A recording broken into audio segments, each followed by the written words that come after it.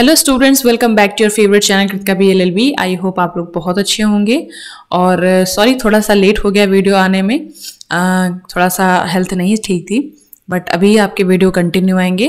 तो चलिए हम डिस्कस करते हैं इसके आगे वाले क्वेश्चन। हमने लास्ट वीडियो में 30 क्वेश्चन देख लिए थे, आज हम लोग 31st क्वेश्चन देखने जा रहे हैं।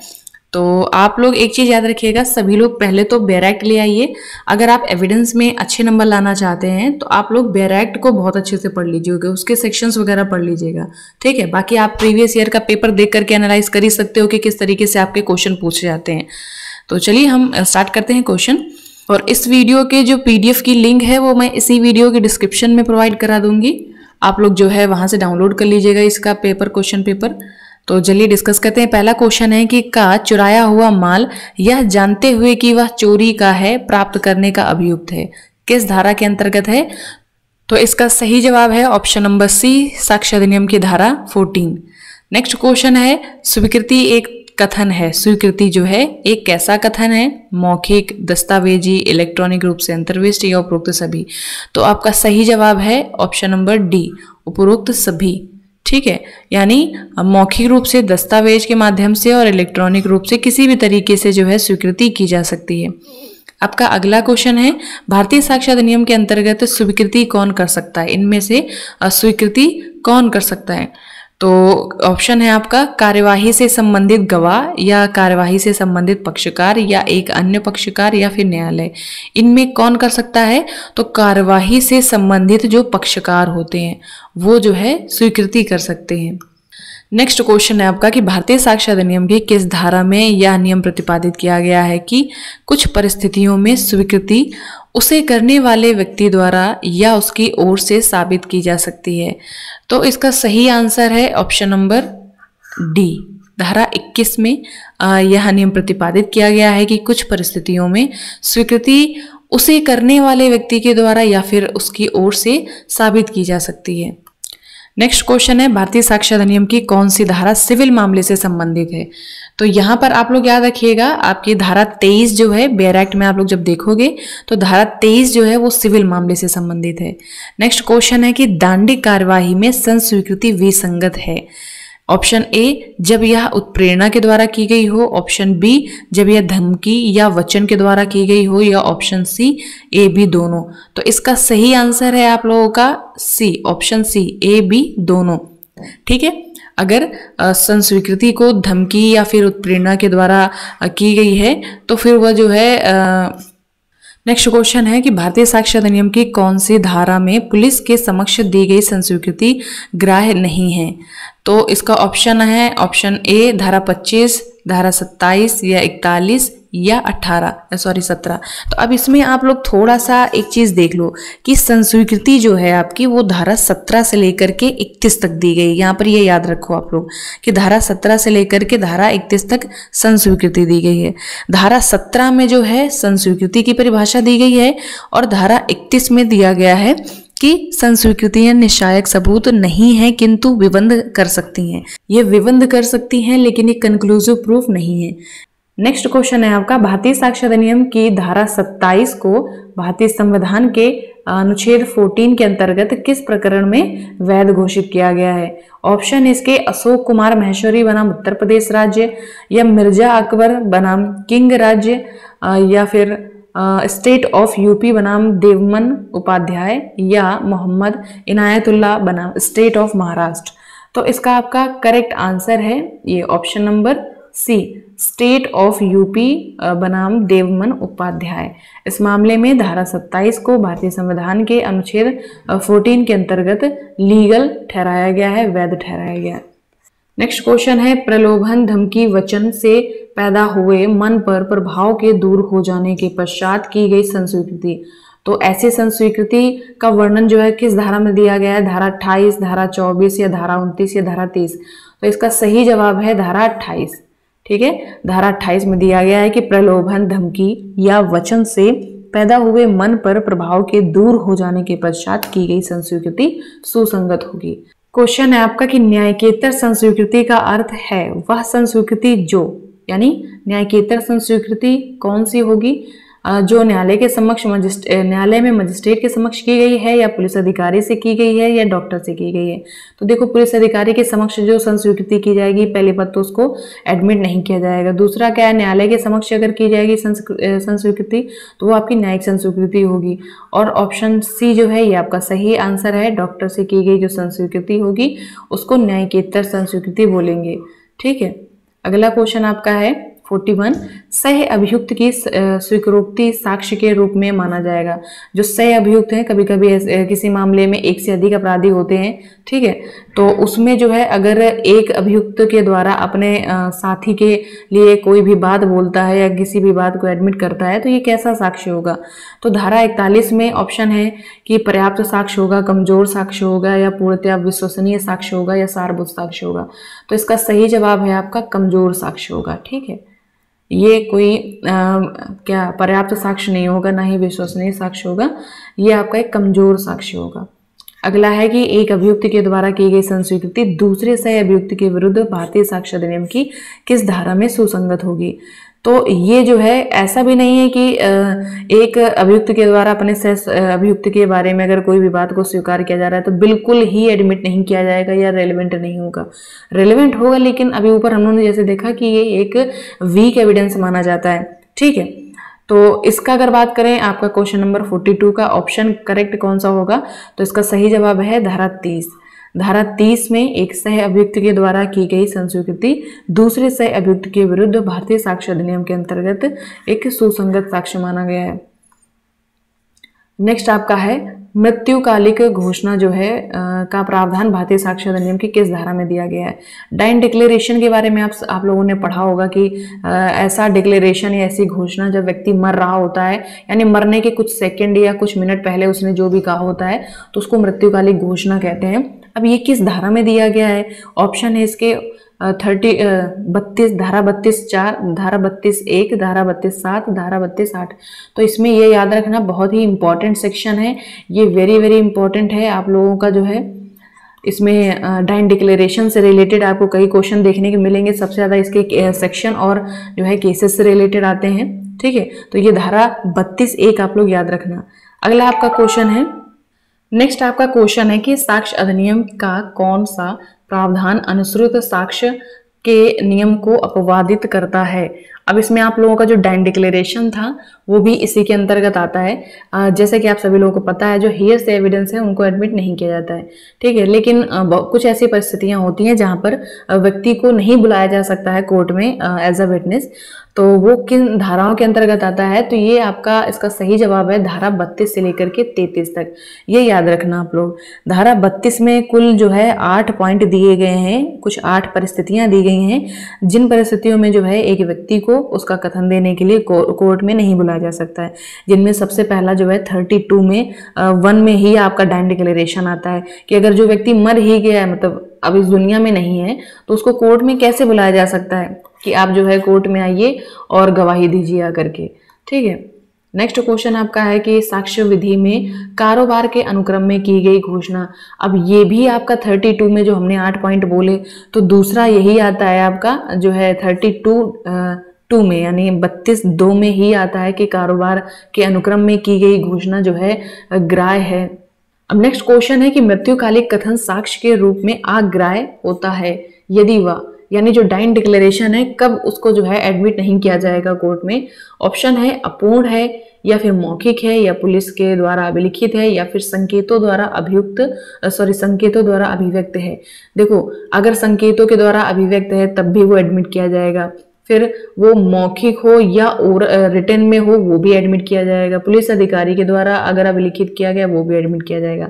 लेकिन कोई भी अपूर्ण जो है डाइन डिक्लेरेशन को एडमिट नहीं किया जाएगा कि उसने आधी बात बोली मरने से पहले और उसके बाद मर गया, अब वो आगे पता नहीं क्या बोलना चाह रहा था। ठीक है, तो वो नहीं पता है, अब उसको वापस जो है कोर्ट में बुलाया भी नहीं जा सकता है क्योंकि वो दुनिया में ही नहीं है। तो जो है अपूर्ण क्या डाइन डिक्लेरेशन को कोर्ट में एडमिट नहीं किया जाता है। अगला क्वेश्चन है पाकला नारायण स्वामी बनम एम्परर का जो वाद है वो किससे संबंधित है। ये भी बहुत ज्यादा इंपॉर्टेंट क्वेश्चन है। अभी हम लोगों ने पढ़ा डाइन डिक्लेरेशन से ही देखो रिलेटेड कितने क्वेश्चन आ गए। एक आपका ये केस से रिलेटेड आ गया, 2 आपके सेक्शन से रिलेटेड आ गए, अभी एक ऊपर और देखा आप लोगों ने, ठीक है, उसके नेचर से रिलेटेड आ गया क्वेश्चन। तो ये पाकला नारायण स्वामी बनाम एम्परर का जो केस है वो आपका डाइन डिक्लेरेशन से रिलेटेड है और बहुत ही इंपॉर्टेंट केस है, इसको याद रखना आप लोग। अगला क्वेश्चन है कि भारतीय साक्ष्य अधिनियम की निम्नलिखित किस धारा को सूचना प्रौद्योगिकी अधिनियम 2000 के द्वारा प्रतिस्थापित किया गया? तो इसका आपका जो सही आंसर है वो है ऑप्शन नंबर सी, धारा 39, ठीक है।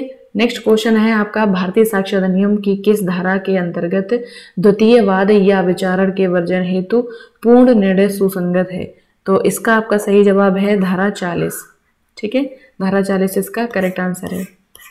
नेक्स्ट क्वेश्चन है कि भारतीय साक्ष्य विधि की धारा 41 में वर्णित उपधारणा है, जो धारा 41 में दी गई है वो कैसी उपधारणा है? ऑप्शन है आपके तथ्य की उपधारणा, विधि की खंडनीय उपधारणा, या फिर तथ्य और विधि की उपधारणा, या फिर विधि की अखंडनीय उपधारणा। तो धारा 41 आप लोग याद रखना, ऑप्शन नंबर डी आपका करेक्ट है, विधि की अखंडनीय उपधारणा। नेक्स्ट क्वेश्चन है कि धारा 45 साक्ष्य अधिनियम के अंतर्गत विशेषज्ञ की राय, अब विशेषज्ञों की राय जो है ये कहाँ पर प्रोविजन दिया गया है? तो धारा 45 में दिया गया है, आप लोग ये याद रखना। उसके बाद आपको ये भी याद रखना है कि धारा 45 से लेकर के धारा 51 तक दिया गया है कि अन्य व्यक्तियों की राय जो है कब सुसंगत होगी। अब उसके बारे में कुछ परिस्थितियां दी गई हैं, ठीक है, अलग अलग पॉइंट दिए गए हैं, कुल 45 से लेकर के 51 धाराएं। अब आपसे पूछा जा रहा है कि जो विशेषज्ञ की राय होगी वो कैसी होगी? निश्चयात्मक प्रमाण होगी, या सुसंगत नहीं होगी, या ग्राह्य नहीं है, या फिर या निश्चायक प्रमाण जो है नहीं है? तो इसका सही जवाब है आपका ऑप्शन नंबर डी, या जो है विशेषज्ञों की जो राय होगी वो कंक्लूसिव प्रूफ नहीं होगी, यानी निश्चयात्मक प्रमाण नहीं होगी। ऑप्शन 52 क्वेश्चन है आपका, खोजी कुत्ते के द्वारा खोजा साक्ष्य जो है किस श्रेणी में आता है? मौखिक साक्ष्य, या दस्तावेजी साक्ष्य, या अनुश्रुत साक्ष्य, या वैज्ञानिक साक्ष्य? तो इसका सही जवाब है ऑप्शन नंबर डी, वैज्ञानिक साक्ष्य, ठीक है, अगर एक खोजी कुत्ते के द्वारा जो है कोई भी साक्ष्य खोजा जाता है। नेक्स्ट आपका क्वेश्चन है, विवादास्पद हस्तलेख प्रमाणित कराया जा सकता है? विवादास्पद जो है हस्तलेख है वो किसके द्वारा प्रमाणित किया जा सकता है? ऑप्शन है हस्तलेख विशेषज्ञ के द्वारा, या विवादास्पद दस्तावेज के लेखक की हस्तलेख से परिचित व्यक्ति को साक्ष्य में पेश कर, या फिर 2 स्वीकृत एवं विवादास्पद दस्तावेज की तुलना से, या उपरोक्त सभी। तो इन सभी के द्वारा जो है एक विवादास्पद हस्तलेख को प्रमाणित कराया जा सकता है। अगला क्वेश्चन है कि भारतीय साक्ष्य अधिनियम के अंतर्गत निम्नलिखित में से कौन विशेषज्ञ है? हस्तलेख विशेषज्ञ, अंगुली चिन्ह विशेषज्ञ, बैलिस्टिक विशेषज्ञ, उपरोक्त सभी। तो इसका आपका सही जवाब है ऑप्शन नंबर डी, ये उपरोक्त सभी, ये सारे विशेषज्ञ हैं। अब विशेषज्ञों से रिलेटेड आप लोग देख सकते हो कितने सारे क्वेश्चन बन गए वहां से। नेक्स्ट आपका क्वेश्चन है कि प्रथा का साक्ष्य निम्न में से किसे स्थापित करने हेतु नहीं दिया जा सकता है? ऑप्शन है दीवानी अधिकार, सुखाधिकार, प्रथागत अधिकार, या फिर आपराधिक अधिकार। तो प्रथा का जो साक्ष्य है वो आपराधिक अधिकार को स्थापित करने हेतु नहीं दिया जाता है। नेक्स्ट क्वेश्चन है कि भारतीय दंड संहिता की धारा 376 के अपराध में पीड़ित के सील का साक्ष्य अधिनियम की किस धारा में सुसंगत नहीं है? ऑप्शन है धारा 53 का, धारा 114 का, धारा 53, या धारा 119। तो किस धारा के अंतर्गत अपराध में पीड़ित का सील यानी उसका चरित्र कैसा है वो सुसंगत नहीं होगा? तो इसका सही जवाब है धारा 53 का, ठीक है, ये इसका करेक्ट आंसर है। नेक्स्ट क्वेश्चन है कि भारतीय साक्ष्य अधिनियम की निम्न धाराओं में से किस धारा में पूर्ववर्ती सचरित्र आपराधिक प्रकरणों में सुसंगत माना जाता है? तो सबसे पहले आप यहाँ पर ये याद रख लो कि धारा 52 से लेकर के धारा 55 तक जो है आपका दिया गया है कि सील जो है यानी कैरेक्टर कब सुसंगत होगा, यानी कब रेलेवेंट होगा, ठीक है। तो अब इसमें आपसे पूछा जा रहा है कि किस धारा में पूर्ववर्ती सचरित्र यानी अच्छा आचरण जो है आपराधिक प्रकरणों में सुसंगत होगा। ऑप्शन है इसके धारा 18, धारा 26, धारा 49 और धारा 53। अगर ये आप लोगों को याद होगा कि जो है सील यानी कैरेक्टर के रेलेवेंसी से रिलेटेड 52 से 55 तक दिया गया है, तो आपको तुरंत याद आ जाएगा कि जो है धारा 53 होगा। मतलब 18 और 26 और 49 ये तो वैसे भी बाहर हो गए, ठीक है। तो कुछ इस तरीके से भी आप लोग याद कर लेना। ये तरीका आपको तब हेल्प करता है जब आप जो है एग्ज़ाम हॉल में बैठे होते हो और वहाँ 4 सेक्शन होते हैं और आपको जो है किसी 2 में आप फंस जाते हो या फिर कंफ्यूज हो जाते हो अचानक से, तो फिर दिक्कत होती है। वहाँ पर थोड़ा सा आप लोग क्लियर करके जाइएगा, अच्छे से सेक्शन रट करके जाइएगा ताकि वहाँ पे किसी भी प्रकार का कोई कन्फ्यूज़न ना हो। अब नेक्स्ट आपका क्वेश्चन है, नुकसानी पर प्रभाव डालने वाला सील यानी चरित्र या आचरण को साक्ष्य विधि की किस धारा में विवेचना किया गया है या प्रावधान किया गया है। ऑप्शन है धारा 55, 56, 57, 58। अब देख रहे हो कैसे दिया गया है क्वेश्चन। अब यहाँ पर हमने जो आपको ऊपर एक तरीका बताया था कि कहाँ से कहाँ तक जो है कैरेक्टर के रेलेवेंसी के बारे में बताया गया। अगर वो तरीका आपको जो है समझ आ गया या अभी जो हमने बताया वो याद है तो फिर ये वाला आप लोग आंसर दे सकते हो। आप सभी लोग कॉमेंट में मुझे बताना कि इसका सही जवाब क्या है। ठीक है, नेक्स्ट क्वेश्चन है कि साक्ष्य विधि के अनुसार जिस तथ्य की न्यायालय न्यायिक अपेक्षा करेगा तो उसे क्या साबित करने की आवश्यकता है या साबित करना वैकल्पिक है या फिर आवश्यकता नहीं है या फिर साबित करना अच्छा है। तो अब इसमें जो है आप लोग पहले तो ये याद रखो कि ये किस धारा में दिया गया है, तो इसको याद रखना धारा 56 में दिया गया है। जस्ट उसी के बाद यानी जो सील की रेलेवेंसी है जहां से खत्म होती है जस्ट उसी के बाद आपका ये शुरू हो जाता है। ठीक है, अब ये जो है भाग कौन सा है, पार्ट आपका 2 है। पार्ट 2 में दिया गया है सबूत के विषय में। अध्याय आपका जो है यानी चैप्टर आपका 3 है। ठीक है, और चैप्टर 3 में दिया गया है तथ्य जिनका साबित किया जाना आवश्यक नहीं है। बहुत सारे ऐसे तथ्य हैं जिनको साबित नहीं किया जाना चाहिए, मतलब किया जाने की आवश्यकता नहीं है। ऐसे तथ्य जिनको न्यायालय के द्वारा डिक्लेयर किया गया है, ठीक है, डिसाइड कर दिया गया है, उनको साबित करने की आवश्यकता नहीं है। ऑप्शन नंबर सी इसका करेक्ट है। बहुत सारे ऐसे हैं जो पक्षकारों के द्वारा एडमिट कर लिए जाते हैं, स्वीकार कर लिए जाते हैं। ठीक है, तो उनको भी जो है क्या उसको प्रूव करने की जरूरत नहीं होती है। ठीक है, साबित करने की जरूरत नहीं है। नेक्स्ट क्वेश्चन है कि साक्ष्य विधि की किस धारा में कहा गया है कि कुछ तथ्यों की न्यायिक अपेक्षा करेगा। तो अब ये धारा आपका जो है 57, इसी के बाद याद रखना धारा 57 में कुछ पॉइंट दिए गए हैं, कुछ तथ्यों के बारे में बताया गया है जिनकी न्यायालय जो है न्यायिक अपेक्षा करेगा। तो और इसमें अब ये भी आप लोग याद रखो धारा 56 से लेकर के धारा 58 तक, धारा 56 से लेकर के धारा 58 तक दिया गया है कि तथ्य जिनका साबित किया जाना आवश्यक नहीं है, इनसे संबंधित प्रावधान दिए गए हैं। ठीक है, 3 धाराओं में।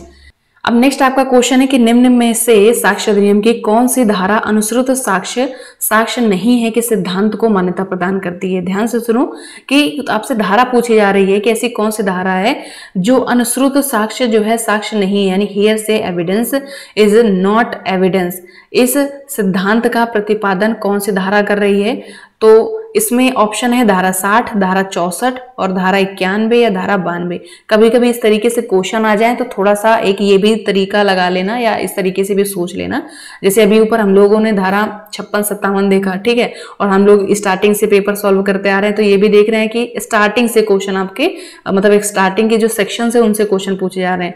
ठीक है, अब आगे की तरफ बढ़ रहे हो तो अभी धारा 56 और 57 के जस्ट बाद धारा 64 और 60 आएगा या फिर 91, 92 अचानक से आ जाएगा। ठीक है, तो ये भी तरीका कभी कभी काम कर जाता है। तो अब ये इतना तो पहले ही आप लोग हटा दो। अब आपको सिर्फ इन दोनों में याद रखना है धारा 60 या धारा 64। अब यहाँ पर आपको जो है थोड़ा सा अपने दिमाग में जोर डालना है और सोचना है कि ऐसा कौन होगा, मतलब कौन सी धारा होगी। अगर थोड़ा बहुत ढंग से पढ़ा होगा आप लोगों ने तो याद आ जाएगा, क्योंकि आपका अध्याय 4 यानी चैप्टर 4 में बताया गया है मौखिक साक्ष्य के विषय में। किसके बारे में बताया गया है? ओरल एविडेंस के बारे में आपको बताया गया है। ठीक है, तो अगर ये याद है तो आपको ये भी याद होगा कि धारा 59 से लेकर के धारा 60 तक ही दिया गया है ओरल एविडेंस, और हियर से एविडेंस आपका एक ओरल एविडेंस ही है।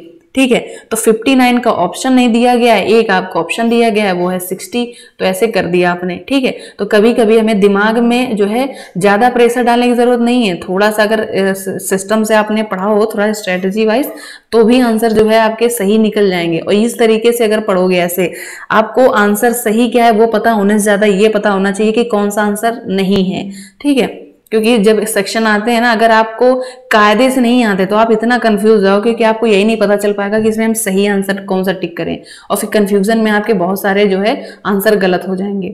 याद रखना है इस चीज को। अगला क्वेश्चन आपका है कि निम्न में से भारतीय साक्ष्य अधिनियम की कौन सी धारा कहती है स्वीकृत तथ्यों को साबित करने की आवश्यकता नहीं है। अब आपसे पूछा जा रहा है कि इनमें से कौन सी धारा है जो ये कहती है कि ऐसे तथ्य जिनको एडमिट कर लिया गया है, जिनको स्वीकार कर लिया गया है, तो अब उनको जो है साबित करने की जरूरत नहीं पड़ेगी। तो फिर से थोड़ा सा हम पीछे चलते हैं, वही अभी जो हम लोगों ने 56, 57 देखा, 2 धाराएं देखी, अब ये धारा 58 आपकी आ जाती है। धारा 58 में दिया गया है कि स्वीकृत तथ्यों को साबित करना आवश्यक नहीं है। इसमें भी अगर आप लोगों ने तरीके से पढ़ा होगा, जो हमने आपको बताया था कि आपका धारा 56 से लेकर के धारा 58 तक दिया गया है कि वे तथ्य जिनको साबित करने की जरूरत नहीं होती है। तो धारा 56 का ऑप्शन नहीं है इसमें, धारा 57 का भी ऑप्शन नहीं है, और बचा आपका धारा 58। ठीक है, धारा 58 ही इसका सही आंसर है, क्योंकि धारा 56 में था कि ऐसे तथ्य जिनको जो है न्यायालय के द्वारा डिसाइड कर दिया गया है उनको साबित करने की जरूरत नहीं होगी, और धारा 57 में दिया गया वे तथ्य जिनकी न्यायिक अपेक्षा न्यायालय के द्वारा करनी है उन तथ्यों के बारे में बताया गया है। ठीक है, तो अब आपका एक ही सेक्शन बच रहा है, धारा 58, तो इसी में आप लोग टिक करके चले आना। अब नेक्स्ट आपका क्वेश्चन है, दस्तावेजों की अंतर्वस्तु के सिवाय सभी तथ्य साबित किए जाएंगे। अब यहाँ पर थोड़ा सा आप लोग और सेक्शन वगैरह देख लो। चैप्टर याद रखना, चैप्टर आपका 5 है, इसके ऊपर चैप्टर 4 था, चैप्टर 4 में मौखिक साक्ष्य के विषय में था। ठीक है, ये बहुत ध्यान से याद रखना आप लोग, ये चैप्टर से रिलेटेड क्वेश्चन आते हैं, आपसे पूछ लिया जाएगा कि किस अध्याय में जो है मौखिक साक्ष्य के विषय में था, आप लोग बताओगे अध्याय 4। आपसे पूछा जाएगा कि दस्तावेजी साक्ष्य के विषय में, तो ये मतलब दस्तावेजी साक्ष्य जो है वो किस अध्याय में दिया गया है, तो आप लोग बताओगे धारा यानी अध्याय 5। अब ये किस धारा कहां से कहां तक दिया गया है, तो धारा 61 से लेकर के धारा 73 का, धारा 61 से लेकर के धारा 73 का तक दिया गया है दस्तावेजी साक्ष्य के विषय में। अब आपसे क्वेश्चन पूछा गया है कि दस्तावेजों की अंतर वस्तु के सिवाय बाकी जितने भी तथ्य हैं उनको साबित किया जाएगा कैसे, तो इसका जो सही जवाब है वो है आपका ऑप्शन नंबर सी, मौखिक साक्ष्य से। बाकी आप लोग एक चीज और याद रखो, ये धारा याद रखना कि धारा 61 में दिया गया है दस्तावेजों की अंतर्वस्तु का सबूत, और धारा जो है 62 में दिया गया है प्राथमिक साक्ष्य, और धारा 63 में दिया गया है द्वितीयक साक्ष्य। आपसे ऐसे भी क्वेश्चन पूछा जा सकता है, या फिर पूछा जा सकता है कि जो दस्तावेजों की अंतर्वस्तु है उसको कैसे साबित किया जाएगा, तो इसके 2 तरीके हैं, प्राथमिक साक्ष्य के द्वारा और द्वितीयक साक्ष्य के द्वारा। ठीक है, लेकिन आपसे यहाँ पर क्वेश्चन पूछा गया था कि दस्तावेजों की अंतर वस्तु के सिवाय, इनके अलावा जो है बाकी सभी तथ्य कैसे साबित किए जाएंगे, तो इसका सही जवाब था ऑप्शन नंबर सी, मौखिक साक्ष्य।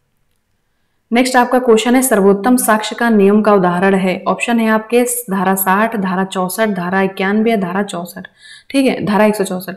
तो इसमें सबसे पहले तो आप लोग यही याद रखो, अभी थोड़ी देर पहले हमने आपको बताया कि धारा 61 से लेकर के 73 का तक दिया गया है दस्तावेजी साक्ष्य के विषय में। ठीक है, अब 60 तो आपका ऐसे ही एलिमिनेट हो गया। ठीक है, ये तो वैसे भी नहीं होगा, और 91 भी नहीं होगा, क्योंकि जो है ये आपका 73 तक ही दिया गया है, 73 का ये भी नहीं होगा। तो आपका सही जवाब है option number option number B.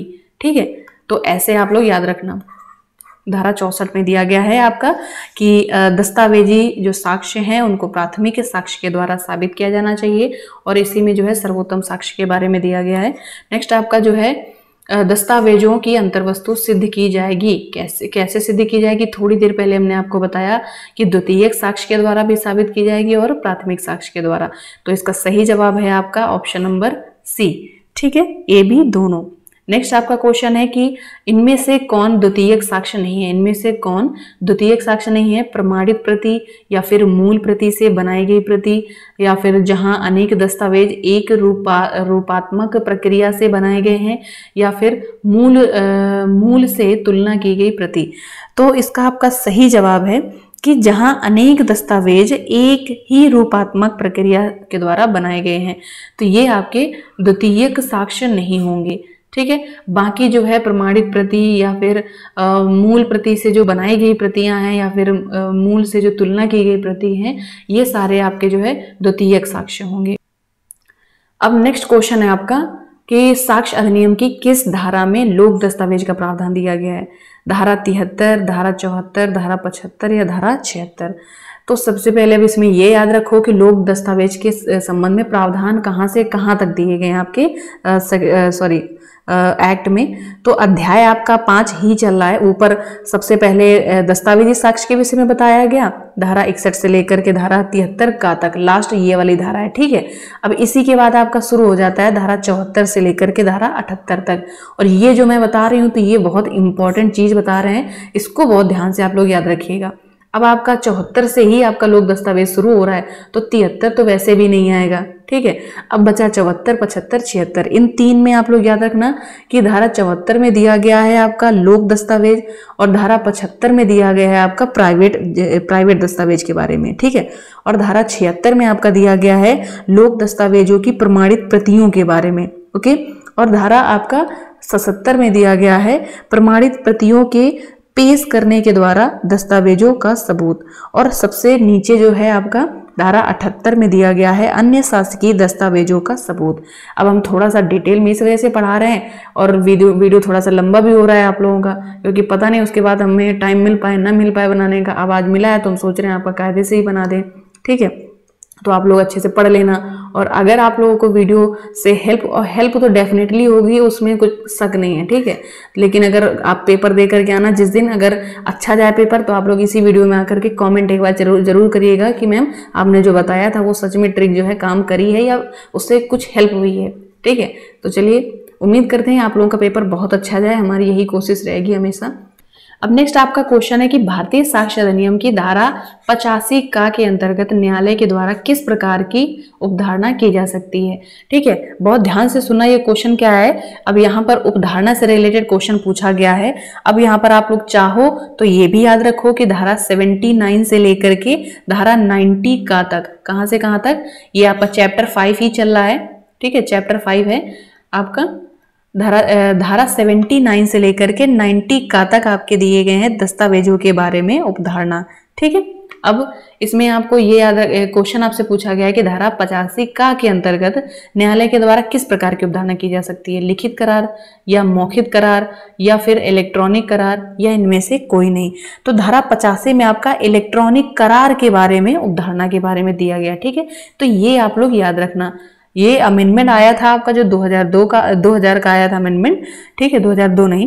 तो उस अमेंडमेंट के द्वारा ये सेक्शन जोड़ी गई है। धारा जो है 85 का, इसमें इलेक्ट्रॉनिक करार के बारे में, उपधारणा के बारे में विषय दिया गया है। एक और क्वेश्चन है धारा आपका 85 खा। धारा 85 खा में दिया गया है इलेक्ट्रॉनिक अभिलेखों और इलेक्ट्रॉनिक हस्ताक्षर के बारे में उपधारणा के विषय में दिया गया है। फिर वहीं पर जो है धारा 85 ग जो है, ये याद रखना आप लोग, इसमें दिया गया है इलेक्ट्रॉनिक हस्ताक्षर प्रमाण पत्र के बारे में उपधारणा, ठीक है। क्या क्या, सबसे ऊपर जो है का वाले में याद रखना करार, और खा वाले में याद रखना अभिलेख और हस्ताक्षर, और गा वाले में याद रखना इलेक्ट्रॉनिक हस्ताक्षर प्रमाण पत्र के बारे में उपधारणा दी गई है, ठीक है। अब यहाँ से आपके कुछ क्वेश्चन बन सकते हैं, ठीक है। ये अमेंडमेंट से रिलेटेड है, इस वजह से इसमें क्वेश्चन आ सकते हैं, ठीक है। एक और याद रखना, ये अलग है धारा 88 का। धारा 88 का में दिया गया है इलेक्ट्रॉनिक संदेश के बारे में उपधारणा, ठीक है। एक धारा और आप लोग याद रखना, धारा 90 का।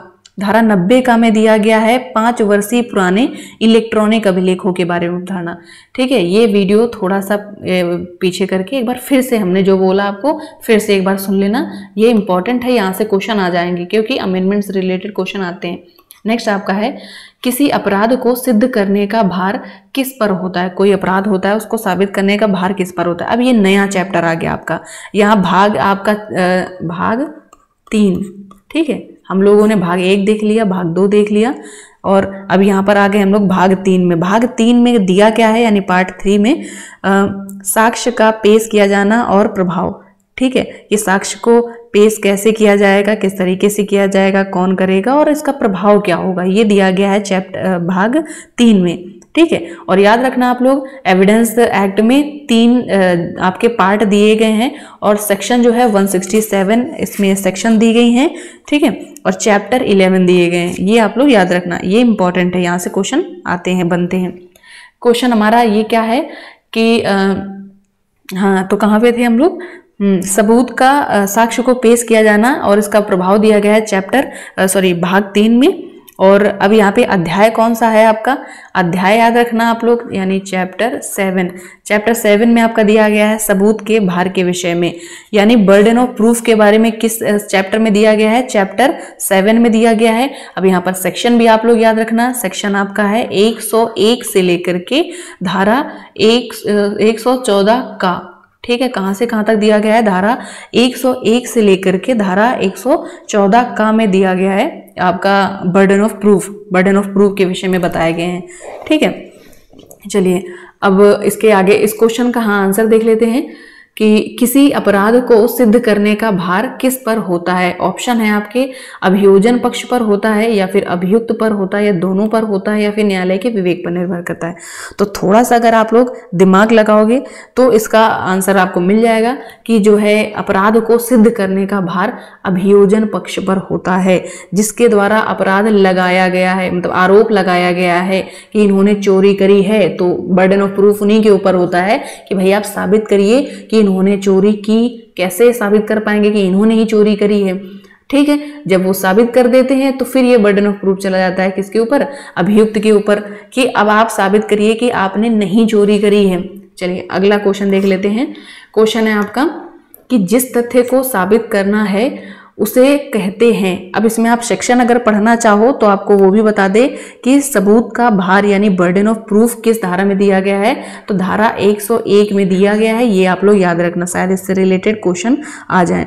और सबूत का भार किस पर होता है ये दिया गया है, धारा 102 में दिया गया है, ठीक है। और विशिष्ट तथ्यों के बारे में सबूत का भार जो होता है वो धारा दिया गया है 103 में। ये तीनों सेक्शन याद रखना, क्या धारा 101 में दिया गया है सबूत का भार, ठीक है, और धारा 102 में दिया गया है सबूत का भार किस पर होता है, और धारा 3 में दिया गया है विशिष्ट तथ्य के बारे में सबूत का भार। तीनों धाराएं याद रखना। हमारा 70 नंबर क्वेश्चन है कि जिस तथ्य को साबित करना है उसको क्या कहते हैं, फैक्टम प्रोवेना या फैक्टम प्रोवेंडम या लेक्स फोरी और लेक्स लोसी। तो अब यहाँ पर लेक्स लोसी और लेक्स फोरी तो यहाँ पे आने नहीं है, ये बेकार आ गए यहाँ पर। लेक्स लोसी का मतलब होता है लॉ ऑफ लैंड, लेक्स फोरी का मतलब होता है लॉ ऑफ फोरम। अब यहाँ पे दो आपके बचे, ऑप्शन नंबर ए और ऑप्शन नंबर बी, फैक्टम प्रोवेना या फिर फैक्टम प्रोवेंडम। तो जिस तथ्य को साबित करना है उसको कहते हैं फैक्टम प्रोवेंडम। ओके, नेक्स्ट क्वेश्चन आपका है कि साक्ष्य का भार उस व्यक्ति पर होता है। ऑप्शन है जो तथ्यों का नकारात्मक दावा करता है या जो तथ्यों का सकारात्मक दावा करता है। तो आपका इसका सही आंसर है option number option number C. इसका सही जवाब है कि चाहे वो नकारात्मक दावा करता हो या फिर सकारात्मक दावा करता हो, जो दावा करता है जो है सबूत का भार या साक्ष्य का भार उसी के ऊपर होता है। नेक्स्ट क्वेश्चन है आपका कि भारतीय साक्ष्य अधिनियम की धारा 102 के अधीन सबूत का भार, ऑप्शन है आपके कि कभी कभी बदलता है या कभी नहीं बदलता है या लगातार बदलता है या इनमें से कोई नहीं। तो धारा अगर 102 को आप लोगों ने पढ़ा होगा तो उसमें लिखा है कि किसी वाद या कार्यवाही में सबूत का भार उस व्यक्ति पर होता है जो असफल हो जाएगा, यानी हार जाएगा केस, यदि दोनों में से किसी भी ओर से कोई साक्ष्य न दिया जाए। तो इसका जो सही जवाब है वो है ऑप्शन नंबर सी। ये जो है आपका धारा 102 में सबूत का भार जो है लगातार बदलता रहता है, शिफ्ट होता रहता है, कभी इस पार्टी में तो कभी उस पार्टी में, ठीक है। मतलब जैसे इन्होंने कोई तथ्य को एक पार्टी ने किसी तथ्य को साबित कर दिया तो अब दूसरी पार्टी के ऊपर आ गया कि अब वो उसको ये साबित करे, मतलब उसको अब ये। नेक्स्ट क्वेश्चन है कि पागलपन को सिद्ध करने का भार होता है किसके ऊपर होता है, अभियोजन के ऊपर, अभियुक्त के ऊपर, माता पिता के ऊपर या फिर अभियुक्त की देखभाल करने वाले डॉक्टर के ऊपर होता है। तो धारा 73 का जो आंसर है वो है अभियुक्त के ऊपर होता है, ठीक है। नेक्स्ट क्वेश्चन है आपका कि भारतीय साक्ष्य अधिनियम की किस धारा में जीवित होने की अवधारणा वर्णित है। ऑप्शन है आपके धारा 108, धारा 106 या धारा 104 या धारा 107। तो इसका सही जवाब है आपका धारा 107। धारा 107 में जीवित होने की अवधारणा के बारे में दिया गया है। नेक्स्ट आपका क्वेश्चन है कि भारतीय साक्ष्य अधिनियम 1872 की धारा 112 लागू होती है जब विवाद का संबंध होता है किससे, बच्चे के मातृत्व से या बच्चे के पितृत्व से संबंधित होता है या फिर ए बी दोनों या उपरोक्त में से कोई नहीं। आप लोगों ने अगर मुस्लिम लॉ पढ़ा होगा या हिंदू लॉ तो वहां पर कहीं ये जरूर आप लोगों ने सेक्शन पढ़ा होगा, धारा एविडेंस एक्ट की धारा 112। अब ये 112 क्या है इसमें ये बताया गया है कि जब किसी भी व्यक्ति का जन्म उसके माता और पिता के वैध विवाह के दौरान होता है तो वो जो बच्चा है वो उसकी माता का जो पति होगा उसी का बच्चा माना जाएगा। ठीक है, इस तरीके की लैंग्वेज में लिखी गई है।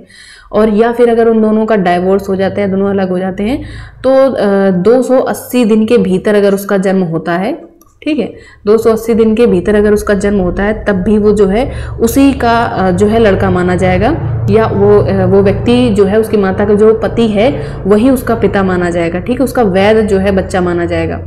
ठीक है, और ये कंक्लूसिव प्रूफ होगा, यानी इसको जो है साबित करने की जरूरत नहीं है। अगर जो है किसी भी बच्चे का जन्म उसके माता पिता के वैध विवाह के दौरान होता है तो वो वैध संतान माना जाएगा, या फिर उनके माता पिता अलग हो गए हैं तो 280 दिनों के भीतर अगर उसका जन्म हो जाता है तब भी वो उसी व्यक्ति का जो है यानी तब वो उसका जो उसकी माता का जो पति होगा वो उसका वैध पिता होगा। ठीक है, नेक्स्ट क्वेश्चन है कि निम्न में से कौन उपधारणाओं के प्रकार में नहीं आता है। एक तो आपकी तथ्य की उपधारणा होती है, एक विधि की उपधारणा होती है।